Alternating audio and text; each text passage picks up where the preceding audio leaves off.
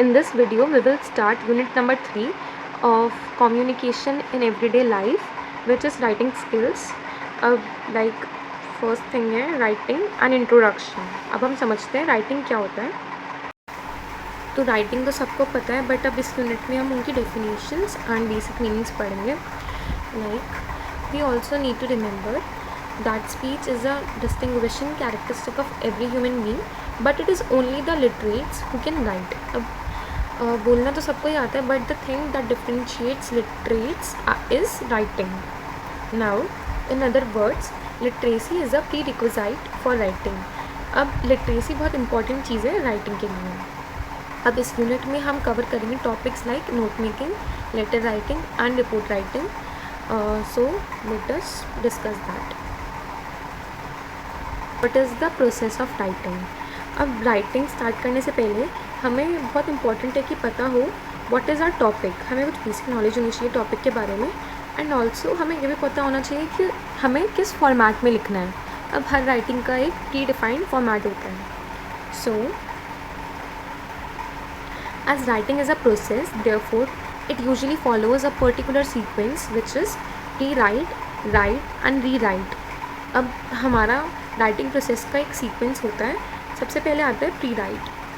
Pre writing is a process which comes before the actual writing begins. अब pre writing एक process होता है जो एक्चुअल राइटिंग से पहले स्टार्ट होता है. अब प्री राइटिंग के टाइम हमें अपनी राइटिंग का पर्पस पता होना चाहिए कि वेदर हम एक असाइनमेंट लिखना चाहते हैं, टर्म पेपर लिख रहे हैं, या फिर हम एक एग्जामिनेशन के लिए आंसर राइटिंग प्रिपेयर कर रहे हैं. तो उन सब के लिए हमें सबसे पहले एम या गोल पता होना चाहिए अपना राइटिंग का. देन वी शुड नो, मतलब हमें पता होना चाहिए ना कि वाई वी आर राइटिंग. अगर हमें ये नहीं पता होगा तो हम एक अच्छे वे में लिख ही नहीं पाएंगे. देन हमारे पास सारी अवेलेबल इन्फॉर्मेशन एंड डेटा होना चाहिए उस सब्जेक्ट पर जिस पे हम लिख रहे हैं. देन हमें पता होना चाहिए हम किस स्टाइल में लिखना चाहते हैं एंड किस टोन में लिखना चाहते हैं, जिससे हम वर्ड्स को अच्छे से अरेंज कर सकें. देन हमें ये भी पता होना चाहिए कि हमारी डेडलाइन क्या है. इफ़ हमें अपनी डेडलाइन नहीं पता तो लेट सबमिशन से बेटर. तो यही होता है ना कि हमें पता होना चाहिए कब हमें काम कंप्लीट करना है. ऑल्सो देन होता है कि राइटिंग प्रोजेक्ट में कुछ वर्ड लिमिट होता है. लाइक ये नहीं कि अगर हमें एक पेज का असाइनमेंट लिखना है तो हम उसमें 4 पेज लिख रहे हैं. लाइक एक वर्ड लिमिट होता है ना, तो हमें वो ध्यान रखना चाहिए. नाउ जब हमने सारी इन्फॉर्मेशन गैदर कर ली एंड एक रफ स्ट्रक्चर बना लिया, तो हम लिखना स्टार्ट करते हैं. एंड उसमें हमारी एक्चुअल राइटिंग स्टार्ट होती है. एंड उसमें बहुत ज़रूरी होता है कि हम फॉलो करें एक अच्छा सीक्वेंस. ऐसे नहीं कि हमारे जम्बल थॉट्स हम जस्ट पेपर में लिख रहे हैं. एक अच्छा सीक्वेंस फॉलो करेंगे तभी जो सामने वाला होगा वो हमारी राइटिंग को समझ पाएगा एंड उसे कॉम्प्रीहेंड कर पाएगा. देन जो फाइनल स्टेप होता है वो होता है री राइट. ये लास्ट स्टेप होता है राइटिंग में. इसमें क्या होता है, इसमें जो हम लिखते हैं हम उसे एडिट करते हैं, एंड जो भी हमारे ग्रामेटिकल एरर्स होते हैं या कुछ भी स्पेलिंग मिस्टेक्स होती है वो हम करेक्ट कर सकते हैं before submitting the writing. Now we will see the features of academic writing. अब एक एकेडमिक राइटिंग में हमें क्या क्या फ़ीचर्स चाहिए होते हैं वो हम पढ़ेंगे. फर्स्टली क्या होता है कि अगर हम कोई न्यूज़पेपर या मैगज़ीन पढ़ रहे हैं एंड उसकी फ़र्स्ट लाइनें हमें इतनी बोरिंग लगती है कि हमारा आगे पढ़ने का मन ही नहीं करता. तो ऐसे में क्या होता है, एकेडमिक राइटिंग के टाइम पे ये बहुत इम्पॉर्टेंट होता है कि हम अपनी जो फर्स्ट इंट्रोडक्टरी पैराग्राफ होता है या जो फर्स्ट इनिशियल लाइन्स होती हैं वो हम बहुत ही इंटरेस्टिंग रखें, जिससे जो रीडर है उसका इंटरेस्ट मेंटेन रहे. तो that is why the introduction of any writing usually includes a background और हिस्ट्री फॉर द टॉपिक. अब जो भी हम टॉपिक पढ़ रहे हैं उसका एक बैकग्राउंड दे दिया जाए और उसकी हिस्ट्री बता दें. जब तक हमें उसकी बैक स्टोरी नहीं पता होगी तो हमें पढ़ने में इंटरेस्ट ही नहीं आता. Then definition of the basic term, central concepts of the writing. Then a clear and specific thesis statement. ये बहुत इंपॉर्टेंट है, हम अपनी राइटिंग में इंक्लूड करें. Then ways of writing and introduction. अब इंट्रोडक्शन लिखते टाइम हमें इंटरेस्ट जगाना है रीडर्स का, तो हम कुछ इंटरेस्टिंग एंड इंगेजिंग स्टेटमेंट्स लिख सकते हैं इंट्रोडक्शन में. ऑल्सो हम कोई क्वेश्चन पूछ सकते हैं like do you know this earlier. ऐसे करके हम कुछ अच्छी स्टेटमेंट लिखेंगे तो रीडर्स का इंटरेस्ट जनरेट होता है. देन हम कोई डेटा प्रोवाइड कर सकते हैं या कोई इंटरेस्टिंग स्टोरी भी बता सकते हैं. Then what not to do in an introduction. अब हमें इंट्रोडक्शन में बहुत ही बोरिंग टर्म्स नहीं लिखनी चाहिए या फिर बहुत ही टेक्निकल टर्म्स अवॉइड करनी चाहिए कि जो एक लेमैन लैंग्वेज है वो उसे पढ़ ही ना पाए। देन हमें डिक्शनरी अवॉइड करनी चाहिए एंड हमें ट्राई करना चाहिए कि हम जितना हो सके अपने ओन वर्ड्स में उसे एक्सप्लेन करें। ऑल्सो हमें इंट्रोडक्शन तब लिखना चाहिए जब हम अपना ड्राफ्ट कंप्लीट कर चुके हों। अब इसमें डेफिनेशन बताइए पैराग्राफ की। A paragraph can be defined as a group of sentences that expresses a single idea supported by facts, evidences, examples, anecdotes, quotation etcetera. तो ये पैराग्राफ की डेफिनेशन है। अब writing good paragraph is essential for 2 reasons. तो पहला तो ये है कि राइटर को बहुत ईजी होता है एक पैराग्राफ में लिखना, क्योंकि वो उससे फोकस्ड रहता है। ऑल्सो जो रीडर है उसे भी पढ़ने में ईजीनेस होती है, क्योंकि हर पैराग्राफ डिफ्रेंशिएट करता है। आप खुद ही सोचो, इफ़ हम सारी इन्फॉर्मेशन एक लिखते चले जाएंगे बिना किसी गैप के, तो it would be difficult to read, right. तो बहुत इंपॉर्टेंट होता है कि हम पैराग्राफ्स में लिखें सो दैट बहुत रीडेबल बन जाए हमारा टेक्स्ट। अब हमारे जो पैराग्राफ्स होते हैं वो भी एक सर्टेन वे में डिवाइडेड होते हैं। फर्स्टली होता है body paragraphs. Body paragraphs can be written in many ways depending on your purpose. और उसमें क्या क्या इंक्लूड होता है? Topic sentence. The first sentence in a paragraph is usually known as the topic sentence and it introduces the main idea of the paragraph. तो जो भी paragraph होता है उसका जो फर्स्ट सेंटेंस होता है उसे ही हम टॉपिक सेंटेंस कहते हैं, और वो जो पैराग्राफ का मेन सेंटेंस होता है वो पैराग्राफ का सेंट्रल आइडिया बताता है। The following points should be kept in mind while writing the topic sentence. तो कुछ पॉइंट्स होते हैं जो हमें ध्यान में रखने चाहिए while writing the topic sentence. Now, supporting sentences. Supporting sentences are sentences which support or uphold the topic sentence and make the body of a paragraph. तो पहले तो हमने जो पैराग्राफ लिखा उसका हमने टॉपिक सेंटेंस लिख दिया कि जो भी मेन आइडिया है पैराग्राफ का। देन आते हैं सपोर्टिंग सेंटेंसेस जो हमारे टॉपिक सेंटेंस को सपोर्ट करते हैं। वो एक्स्ट्रा इन्फॉर्मेशन कंटेन करते हैं, जैसे कि providing the facts, details and examples, जिससे कि रीडर्स को आर्ग्यूमेंट और ज़्यादा क्लियर हो। While stating facts, examples, studies, experts' opinions, etc. be specific. तो ये सब हमारे सपोर्टिंग सेंटेंसेस में यूज़ होते हैं, जैसे कि हम एक्सपर्ट्स का नेम यूज़ कर सकते हैं। अब उसमें हम बहुत सारी डिस्क्रिप्शन दे सकते हैं। ऑल्सो हमें सपोर्टिंग सेंटेंस ऐसे होने चाहिए कि वो रेलेवेंट हो, ऐसे नहीं कि जो रीडर है वो इंटरेस्ट ही लूज़ करते हैं। देन हमें ट्राई करना चाहिए कि हम सपोर्टिंग सेंटेंस में चीज़ों को और अच्छे से डिटेल में एक्सप्लेन कर सकें। एंड हमें ये ध्यान रखना चाहिए कि ये नहीं कि हम मियरली बस टॉपिक सेंटेंस को एक्सप्लेन कर रहे हैं, बल्कि सपोर्टिंग सेंटेंसेस में हमें उन्हें अच्छे से एक्सप्लेन करना है एंड जस्टिफाई भी करना है। देन हमारे सपोर्टिंग सेंटेंस एक लॉजिकल ऑर्डर में होने चाहिए।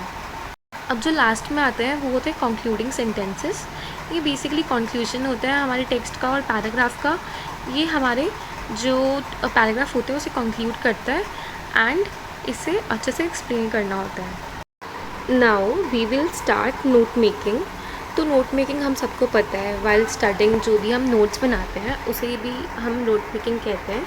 एंड इफ़ हमें कोई टास्क दिया है कि हमें किसी चीज़ पर इंफॉर्मेशन सर्च करनी है एकेडमिक्स में, तो अगर हम वो सारी इन्फॉर्मेशन का डेटा कलेक्ट कर रहे हैं तो ये चांसेस है कि हम भूल सकते हैं कोई इन्फॉर्मेशन, या हम कोई गलत चीज़ नोट कर सकते हैं, या फिर कुछ इंपॉर्टेंट चीज़ें रह सकती हैं। तो इसलिए नोट मेकिंग बहुत ही इंपॉर्टेंट प्रोसेस हो जाता है। Then why's note making. Note making is significant academic exercise for the following reasons. तो जैसे कि आजकल इंटरनेट पे बहुत सारी इन्फॉर्मेशन अवेलेबल है, तो ये बहुत इम्पॉर्टेंट होता है कि अगर हम नोट्स बनाएं उस इन्फॉर्मेशन के, जिससे कि हम उस इन्फॉर्मेशन को देर तक रिटेन कर सकें एंड उस नोट्स को बना के हम फ्यूचर में उसको रेफ़र भी कर सकते हैं। देन जो भी की आइडियाज़ होते हैं वो हम उन नोट्स में स्टोर कर सकते हैं। Now we will study the techniques of note making और हाउ टू मेक नोट्स। अब नोट मेकिंग में भी हम एक टेक्निक फॉलो करते हैं जिसमें कि हम पहले जो भी हमारा डेटा या कंटेंट है वो हम पूरा अच्छे से रीड करेंगे। देन हम उसमें फिगर आउट करेंगे जो भी की आइडियाज़ है एंड वो हमें नोट्स में लिखने होते हैं। तो फर्स्टली हम हेडिंग लिखते हैं जो कि बहुत कैची हो एंड ईजिली अंडरस्टैंडेबल हो, जिससे कि हमें मेन कॉन्सेप्ट समझ आ जाए जिस बारे में भी नोट्स हैं। देन उसके बाद we will include the sub headings. Sub headings में हम जो भी होता है सब कुछ लाइक जो भी मेन इन्फॉर्मेशन है वो उसमें लिखते हैं। देन उसके अंदर सब हेडिंग्स के अंदर हम कुछ पॉइंटर्स ऐड करते हैं जो सब हेडिंग को फर्दर एक्सप्लेन करता है। So now what is paraphrasing. तो बेसिकली पैराफ्रेजिंग क्या होता है, किसी और ऑथर के टेक्स्ट को या किसी और पर्सन की लिखी गई किसी चीज़ को अपनी लैंग्वेज में बताना पैराफ्रेजिंग होता है। सो इन दिस वे हम उस टेक्स्ट को अपनी लैंग्वेज में बताते हैं तो वो कॉपी पेस्टेड नहीं लगता एंड दिखाता है कि हमने कैसे वो खुद से एनालाइज किया गया है। तो मेनली पैराफ्रेजिंग में 3 चीज़ें होती हैं। एक तो वो टेक्स्ट का इन शॉर्ट वर्जन होता है, मतलब जो भी इतनी बड़ी चीज़ लिखी थी वो उसको इन शॉर्टली बताता है, और उसमें जो मेन पॉइंट्स होते हैं वो स्टिल सेम रहते हैं। ऐसा नहीं कि मीनिंग चेंज हो जाएगा टेक्स्ट का, एंड जस्ट क्या होता है कि वर्ड्स चेंज किए गए होते हैं। नाउ तो पैराफ्रेजिंग की डेफिनेशन है, paraphrasing means changing the words in which something you have read has been expressed. तो वो एक डेफिनेशन आएगी तो ये आप लिख सकते हो, एंड इसमें एक एग्जांपल भी दिया है, वो you can read that now. अब जैसे कि पैराफ्रेजिंग होता है वैसे ही एक और टर्म होती है, that is summarising. Summarising means giving a brief statement of the main points of a text in one's own words while maintaining the meaning of the original। तो basically paraphrasing and summarising similar terms ही होती है, दोनों में originality of expression रहता है and preservation of content भी दोनों में रहता है। लाइक जो इसका मतलब है कि जो एक्सप्रेशन होता है, लाइक जो भी पैराग्राफ में या फिर किसी भी टेक्स्ट में बताया गया है वो एकदम सेम चीज़ ही हम बताते हैं, बस क्या होता है डिफरेंस क्या होता है कि हम उसमें अपने खुद के वर्ड्स यूज़ कर रहे होते हैं। उसके बाद एक और कॉन्सेप्ट आता है which is known as brevity. इसमें क्या होता है, हम वर्ड्स को कंप्रेस करके फ्यूअर वर्ड्स पे लिखते हैं एंड जो टेक्स्ट होता है वो ओरिजिनल फॉर्म में ही रहता है, बस इन शॉर्ट वर्जन में होता है। अब the steps for paraphrasing and summarising are, सबसे पहले हमें जो ओरिजिनल टेक्स्ट होता है उसे एक थॉरो रीडिंग देनी चाहिए जिससे हमें जो टेक्स्ट है उसका ब्रीफ मीनिंग समझ आ जाए, एंड उसके बाद हमें एक और सेकेंड रीडिंग देनी चाहिए जिससे कि हम उसमें जो स्पेसिफिक और जो उसका क्लोज मीनिंग है वो समझ सकें एंड एक बेटर अंडरस्टैंडिंग फॉर्म हो सके।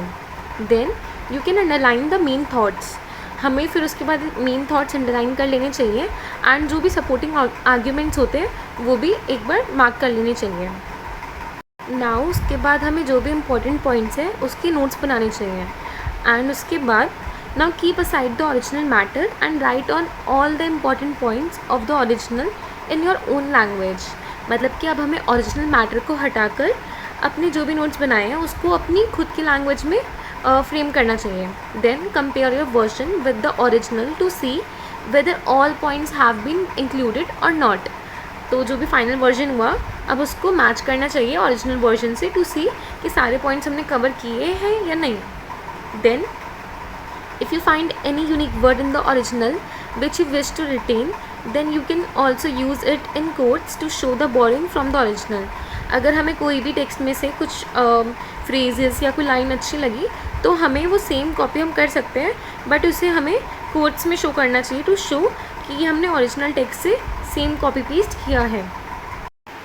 Now moving forward we will start letter writing. तो लेटर बेसिकली 2 टाइप्स के होते हैं, one is formal then informals, but हमने इसमें एक और आ रखा है इसमें which is semi formal. As the name suggest formal letters वो होते हैं जो फॉर्मल सिचुएशंस में यूज़ होते हैं। लाइक अगर हम वर्क प्लेस में कोई लेटर लिख रहे हैं या फिर जॉब से रिलेटेड कोई लेटर लिख रहे हैं तो वो सब हमारे फॉर्मल लेटर्स में आ जाते हैं। वेयर एज इफ़ हम अपने फ्रेंड्स या फैमिली को कोई लेटर लिखते हैं तो वो इनफॉर्मल लेटर्स होते हैं। नाउ ये एक एग्ज़ाम्पल है फॉर्मल लेटर का, तो ये आप देख लीजिए एक बार। देन उसके बाद format parts of a formal letter. सबसे पहले फॉर्मल लेटर में क्या आता है, दैट इज़ हेडिंग। देन उसके बाद रेफरेंस नंबर। तो हेडिंग में क्या होता है, इसमें जो भी नेम होता है और जो एड्रेस होता है सेंडर का वो टॉप पर आता है। देन रेफरेंस नंबर में एक स्पेसिफिक नंबर आता है जो कि लेटर को एलोकेट किया जाता है। It helps in locating the letter at a later stage. तो मतलब अगर हमें लेटर स्टेज में लेटर का कुछ इन्फॉर्मेशन निकालनी है हमें, तो रेफरेंस नंबर से हम उस लेटर को डिटेक्ट कर सकते हैं। देन कम्स द डेट हम कैसे भी लिख सकते हैं, ये 3 फॉर्मेट गिवन है आपको। देन इनसाइड एड्रेस में आता है हमारा रिसीवर का जो भी नेम और एड्रेस होता है। देन सब्जेक्ट लाइन कि हमारा लेटर किस पर्पज़ के लिए है। देन सैल्यूटेशन, इसमें डियर सर मैडम या कुछ भी रिस्पेक्ट से हम जो लिखना चाहते हैं वो आता है। देन बॉडी ऑफ लेटर में आता है फर्स्टली इंट्रोडक्शन और द ओपनिंग पैराग्राफ, इसमें जो भी हमारा कॉन्टेक्स्ट है या बैकग्राउंड है वो सब इंक्लूड होता है। Then details of the body, इसमें जो भी बॉडी का मेन पार्ट होता है लेटर का वो आता है, लाइक हम लेटर क्यों लिख रहे हैं, क्या पर्पस है, वो इंक्लूड होता है। देन कंक्लूजन और क्लोजिंग पैराग्राफ में जो भी हम एक्शन चाहते हैं अपने रीडर से वो आता है। Then comes the complimentary close, इसमें हम लास्ट में जैसे कि हमने स्टार्टिंग में सैल्यूटेशन लिखा था वैसे ही लिखते हैं, जैसे कि योर्स ट्रूली या योर्स सिंसियरली। तो ये डिपेंड करता है कि हमारा क्या रिलेशन है जिसको भी हम लेटर लिख रहे हैं उससे। देन सिग्नेचर स्लॉट, इसमें जो भी सिग्नेचर होता है या नेम होता है या डेजिग्नेशन होता है सेंडर का वो आता है। देन रेफरेंस इनिशियल्स में उसका नेम आता है या सिग्नेचर आता है जिसने लेटर टाइप किया है या डिक्टेट किया है, जिससे फर्दर कोई बाद में फ्यूचर में प्रॉब्लम हो तो इजीली पता चल सके कि किसने वो लेटर टाइप किया था या डिक्टेट किया था। देन इनक्लोजर, उसमें जो भी हम अटैचमेंट्स चाहते हैं अपने लेटर में या ईमेल्स में जैसे होती है वो आती है। देन उसके बाद सीसी, इसमें हमें अगर हमें लेटर्स की कॉपीज़ देनी है मोर देन 1 पर्सन को तो उसमें वो सब डिटेल्स आती हैं, इसमें गिवन है। देन पोस्ट स्क्रिप्ट वो चीज़ होती है, मतलब वो स्क्रिप्ट होती है जो लिखी जाती है after the letter has been completed. जैसे कि लेटर लिखते टाइम जो राइटर है वो कुछ भूल गया या कुछ इंपॉर्टेंट पॉइंट उसने मिस कर दिया, तो इफ़ लेटर उसका कंप्लीट हो गया तो लास्ट में पोस्ट स्क्रिप्ट लिखकर वो बात अपनी लिख सकता है वहाँ पर। Now coming to report writing. अब रिपोर्ट राइटिंग बहुत टाइप्स की होती है। फर्स्टली रिपोर्ट राइटिंग होता क्या है? रिपोर्ट राइटिंग कोई भी इंसिडेंट शो करती है या फिर कुछ भी, अगर कोई फॉर्मल मीटिंग हुई, कुछ इंसिडेंट हुआ तो उसमें उसकी जो भी डिस्क्रिप्शन होती है वो रिपोर्ट राइटिंग में हम डालते हैं। Then writing a short report. Firstly report writing में we have short reports and long reports, तो हम पहले डिस्कस करेंगे short report. A short report can be submitted in a letter और a memorandum format, whereas a long report can be submitted in a combined structure। अब जो भी हमें short report में जैसा भी फॉर्मेट चाहिए होता है वो इसमें डिस्कस किया गया है। Let's see further. नाउ कुछ बातें होती है जो हमें रिपोर्ट राइटिंग लिखते वक्त ध्यान में रखनी चाहिए। नंबर 1 इज़ हमें इंस्ट्रक्शंस अच्छे से पढ़ लेनी चाहिए बिफोर राइटिंग अ रिपोर्ट। जैसे कि हम क्वेश्चन पेपर रीड करने से पहले हम जो भी उसमें इंस्ट्रक्शंस होती है वो पढ़ते हैं, वैसे हमें पता होना चाहिए ना रिपोर्ट में हमें कैसे लिखना है, क्या फॉर्मेट एंड डिज़ाइन होना चाहिए, तो वी शुड रीड दैट। उसके बाद नेक्स्ट स्टेप होता है हमें अपनी रिपोर्ट के लिए फैक्ट्स एंड डेटा प्रिपेयर करने चाहिए सो दैट एक प्लान्ड और शॉर्ट रिपोर्ट बन सके। देन एक आउटलाइन बनानी चाहिए रिपोर्ट की। फिर जब आउटलाइन रेडी हो जाती है उसमें रेलेवेंट डिटेल्स डालनी चाहिए। एंड वंस जब राइटिंग हम फिनिश कर लेते हैं स्टिल हमें एक बार उसे रिपोर्ट को रिव्यू करना चाहिए और एडिटिंग करनी चाहिए सो दैट रिपोर्ट में कुछ गलती ना हो एंड सब कुछ ठीक से ऑर्गेनाइज्ड हो। देन हमें देखना चाहिए कि हमारी रिपोर्ट में कुछ ग्रामर एरर्स या स्पेलिंग एरर्स या इनमें से कुछ तो नहीं। देन फाइनली हमारी रिपोर्ट रेडी हो जाती है। अब हम देखेंगे step by step process of writing a report. So writing mainly consist of 3 steps. Number 1 is planning. सबसे पहले हमें प्लान करना पड़ता है। देन राइटिंग, एक्चुअल में राइट करेंगे तभी तो रिपोर्ट कंप्लीट होगी। And then completing. The general 3 steps of writing can be put to best use for report and proposal writing as well. तो स्टेज 1 होता है उसमें प्लानिंग होती है। अब प्लानिंग बहुत ही इंपॉर्टेंट स्टेज है रिपोर्ट राइटिंग का। ये इम्पॉर्टेंट है क्योंकि इसमें हमें पता होना चाहिए clear purpose of writing the report, कि हम रिपोर्ट क्यों लिख रहे हैं, किसके लिए लिख रहे हैं और कैसे लिखेंगे, ये सब चीज़ें हमें माइंड में क्लियर होनी चाहिए। तो ये सब हमारी प्लानिंग स्टेज में इंक्लूड होता है। देन प्लानिंग में ये भी आता है कि हम इंफॉर्मेशन को अच्छे से गैदर करें, जो भी फैक्ट्स, डेटा या केस स्टडी उस रिपोर्ट से रिलेटेड है वो सब रिपोर्ट में मेंशन करें। And then think about the medium rather media of presentation. हमें ये सोचना चाहिए कि हम कैसे रिपोर्ट को दूसरों तक पहुंचाएंगे, रैदर जो भी मीडिया होगा प्रेजेंटेशन का। नेक्स्ट, ऑर्गेनाइजेशन ऑफ इंफॉर्मेशन, जो भी इंफॉर्मेशन होती है उसे हमें अच्छे से ऑर्गेनाइज करना चाहिए। देन हमारी final, we should prepare an outline, तो जो फाइनल रिपोर्ट होती है वो हमें सोचनी चाहिए। देन प्रोसेस आता है राइटिंग का। In writing we write the report with a specific purpose and specific audience in one's mind. तो रिपोर्ट लिखने से पहले हमें रिपोर्ट का पर्पस पता है एंड देन उसके बाद हमें सोचना चाहिए कि हमारी ऑडियंस क्या है, तो हमें उसी अकॉर्डिंग उस टोन में रिपोर्ट को लिखना चाहिए। तो हमें उसके बाद बहुत ही सिंपल वर्ड्स यूज़ करने चाहिए, ये नहीं कि हम बहुत ही ज़्यादा टेक्निकल वर्ड्स यूज़ कर रहे हैं कि वो लोगों को समझ ही ना आए। देन हमारी रिपोर्ट में प्रॉपर हेडिंग्स होनी चाहिए एंड सब हेडिंग्स भी होनी चाहिए। एंड जो पैराग्राफ्स होते हैं वो शॉर्ट एंड सिंपल होने चाहिए, जिससे कि रिपोर्ट मोर इफ़ेक्टिव बन सके। Then check it if for proper citation for the resources used. जो भी हमने रिसोर्सेज यूज़ कर रहे हैं अपनी रिपोर्ट लिखते वक्त वो सब हमें साइट करने चाहिए, जिससे कि हमारी रिपोर्ट एक क्रेडिबल रिपोर्ट लगे।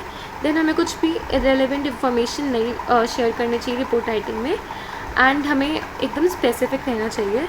ऑल्सो जो सिलेक्शन होता है वर्ड्स का, टोन का, वॉइस का, वो हमें ऑडियंस को ध्यान में रखते हुए और अपना जो भी पर्पस है उसे भी सोचते हुए वो चूज़ करना चाहिए।